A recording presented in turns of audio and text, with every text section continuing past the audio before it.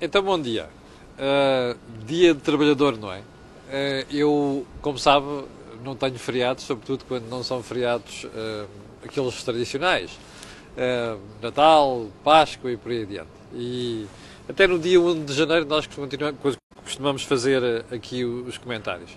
Bom, eu tenho aqui uma agenda relativamente longa. Mas não gostava de começar a conversa de hoje sem chamar a atenção. Já agora uma coisa, se alguém tiver a ver mal, ou melhor, já agora digam-me se faz favor, se está tudo a chegar bem. Maria Teresa Gonçalves, polegar para cima, quer dizer que está a chegar tudo bem do ponto de vista de imagem e som. Há uma coisa que eu gostava de fazer hoje, porque é feriado, dá para nos esticarmos um bocado mais.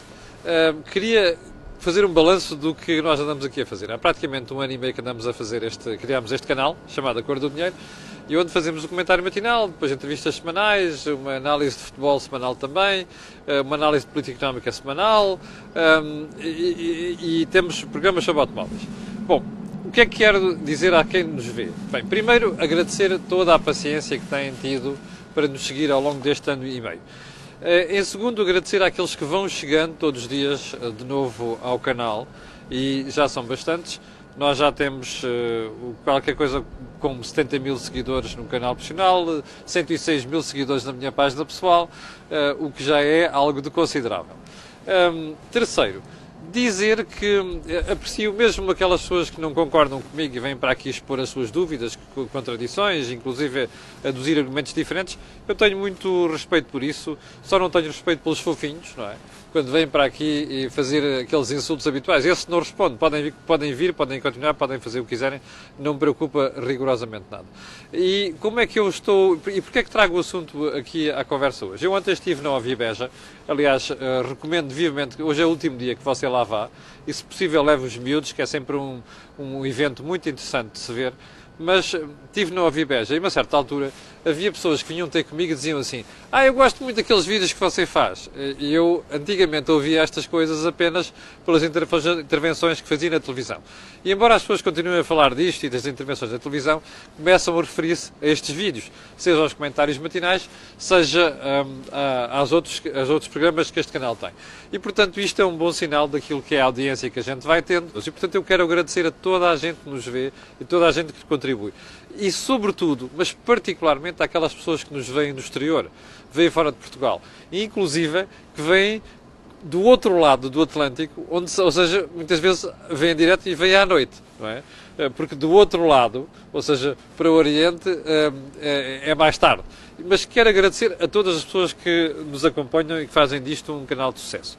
Bem, o que é que eu tenho para si hoje? Em primeiro lugar, dizer a quem me pediu para fazer uma análise à questão das contas do campeonato, quem é que fica em primeiro, quem é que fica em segundo, o melhor, qual é o impacto que isto tem nas suas contas.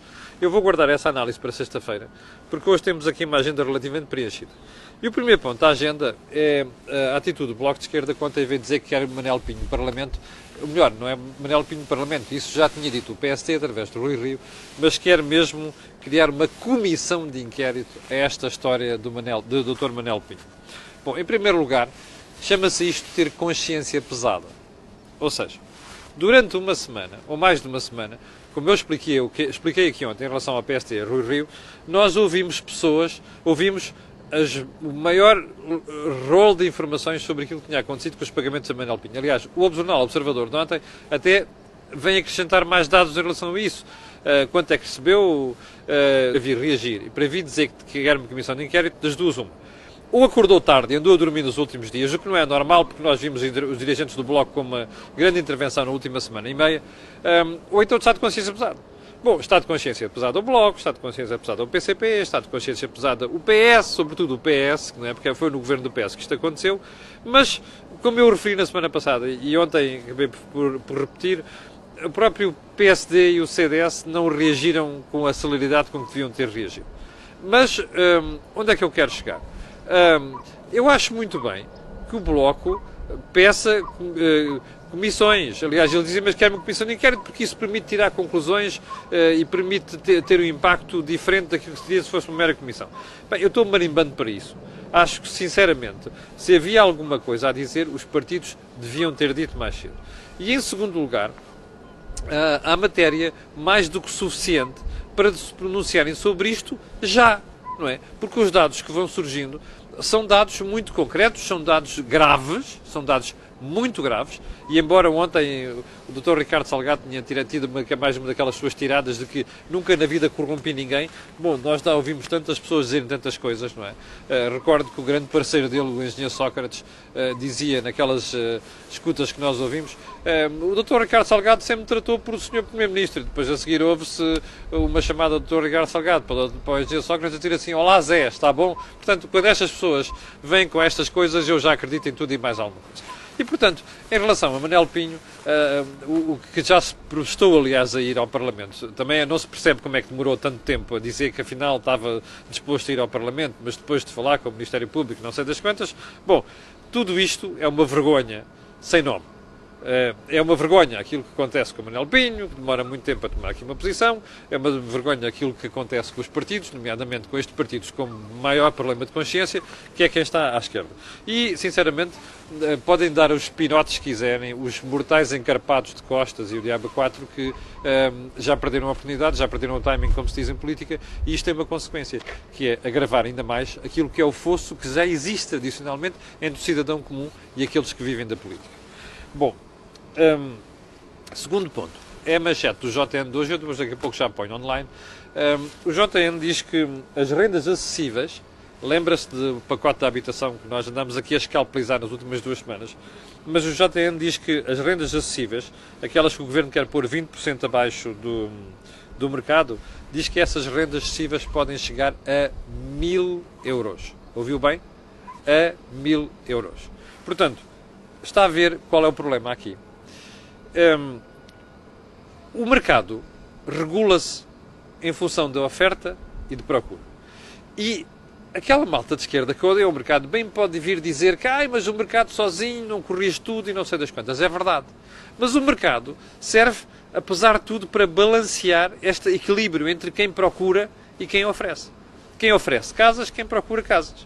Portanto, quando o JN vem dizer, e é verdade, eu andei a fazer umas perguntas nas últimas 2 semanas, e de facto há zonas onde as rendas acessíveis até podem ficar acima dos 1.000 euros, não é exagero, podem ficar acima dos 1.000 euros. O que é que isso significa? Que as políticas públicas falham naquilo que é o essencial. Repare, a ideia é boa. Dizer, bom, está bem, nós damos aqui um benefício fiscal e, portanto, quem aceitar colocar as rendas aqui abaixo, 20% abaixo do mercado, tem isto. Bem, tem este valor de IMI ou este valor de IRS, taxa liberatória. A questão fundamental na sua origem, ou seja, o problema na sua origem. O problema qual é o problema? Não há casas. Ponto final. Por isso é que os preços sobem, não é? Este nível. Sobem na venda e sobem na renda. E a única forma de resolver isto é colocar mais produto no mercado. Ou seja, é a oferta. O que o Governo devia estar aqui a fazer era tomar medidas para que esta oferta fosse mais célere, fosse mais rápida e, sobretudo, fosse mais generalizada e acontecesse nas várias zonas onde existem estes desequilíbrios. Ora, não é isso que está a fazer. Está-se a tentar ir, ou melhor, há umas zonas onde se procura dar um arremedo desta matéria, este é o estilo, uma no cravo e depois outra na ferradura. Porque há outras onde as decisões são provavelmente idiotas, como aquela história da renda vitalícia. E, aliás, do contrato vitalício. Bom, isto não funciona assim. E como se vê, agora só falta vir dizer assim, bom, então vamos fazer uma intervenção administrativa. Não é assim que funciona a economia. E, normalmente, quando os governos têm medo do mercado, têm estes complexos em relação ao mercado, dá estas marmeladas. E isto não resolve nada. E mais, eu quero recordar que o salário médio dos portugueses fica bem abaixo dos 1.000 euros. Portanto, você está a dizer assim, bom, vamos dar uma renda acessível, não é? 20% abaixo do valor do mercado, para favorecer o arrendamento.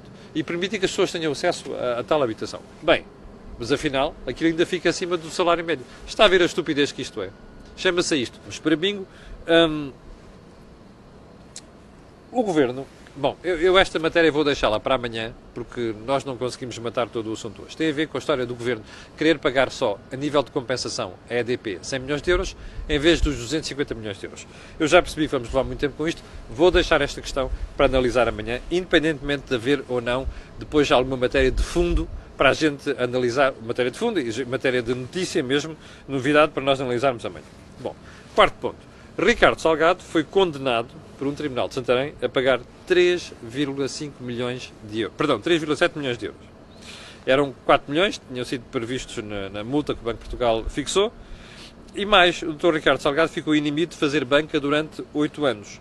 Bom, o seu advogado, Proença de Carvalho, diz que, bem, vamos lá ver isto, mas admite recorrer.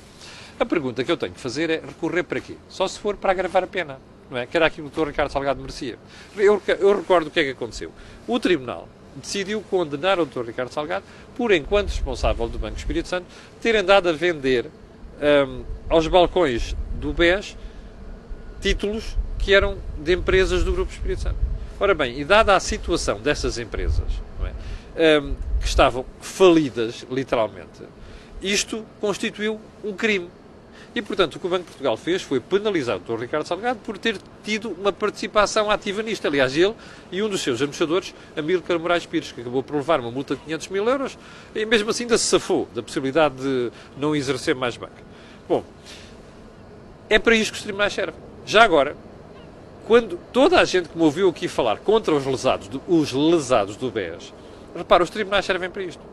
O Tribunal, pelo visto, reconheceu que quem dirigiu o BES teve uma atitude, ou melhor, teve um comportamento, entre aspas, criminoso, não é? Porque acabou por vender gato por lebre. Vendeu aos clientes do Banco Espírito Santo títulos de empresas do grupo que não devia ter vendido. Não é? Violou uma série de regras.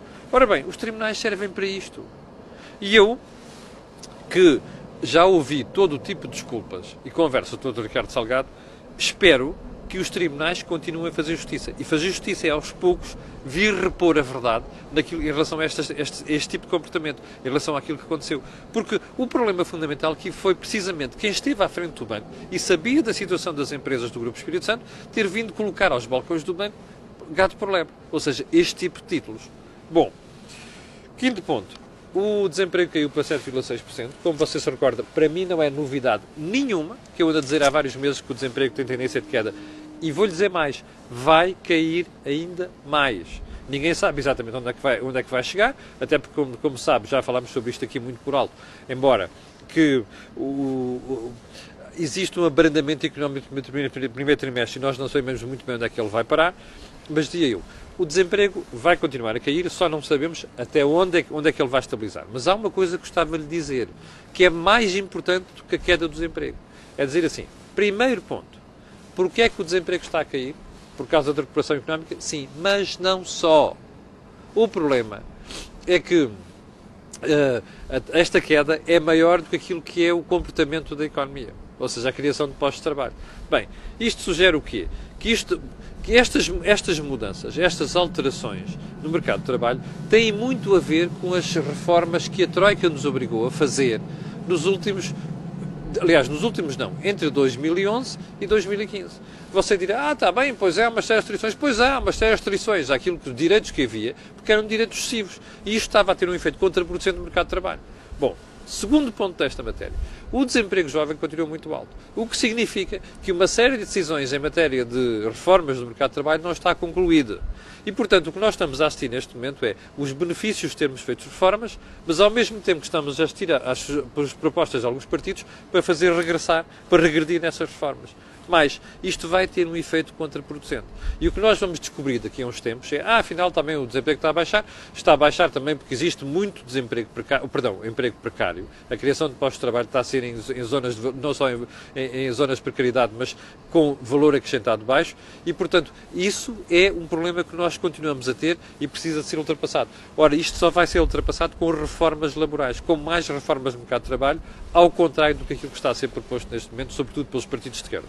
Bom, eu vou ficar por aqui hoje. Não vai haver naturalmente pontapé de saída, porque o pontapé de saída terá de ficar para outro dia, porque hoje é feriado, mas não quero deixar de desejar um excelente dia do trabalhador e já agora pedir-lhe para fazerem um gosto e partilha também nas redes sociais. Muito obrigado e até amanhã.